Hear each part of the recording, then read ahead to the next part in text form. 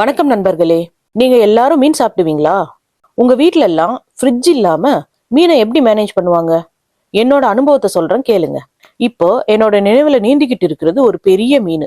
எங்க ஊர் பக்கம் கடலே இல்ல, ஆனா ஏரியும் டேமும் நிறைய இருக்கு.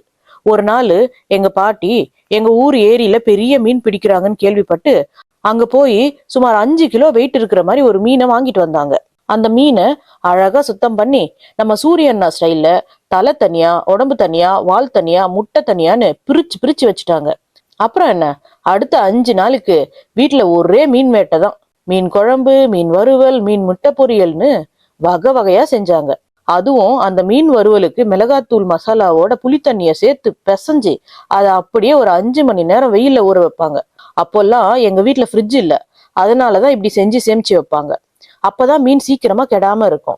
அப்போதான் முறையா நான் மீன் முட்டை சாப்பிட்டேன். எங்க ஊர்ல அத செனன்னு சொல்லுவாங்க. எங்க பாட்டி செஞ்சது அவ்வளவு அருமையா இருந்தது. நாக்குல நிக்கலங்க, அப்படியே நாற்காலி போட்டு உட்காந்துருச்சு. ஆனா இன்னைக்கு கிலோ கணக்குல மீன் முட்டைகள் கிடைச்சாலும் நல்லா சாப்பிட தெரிஞ்ச எனக்கு அதை சமைக்க தெரியாததால இப்ப வெறும் கண்ணால மட்டும்தாங்க சாப்பிட முடியுது. வீடியோ பிடிச்சிருந்தா லைக் பண்ணுங்க, ரொம்ப பிடிச்சிருந்தா கமெண்ட் பண்ணுங்க, அப்படியே சப்ஸ்கிரைப் பண்ணி எனக்கு சப்போர்ட் பண்ணுங்க. நன்றி, வணக்கம்.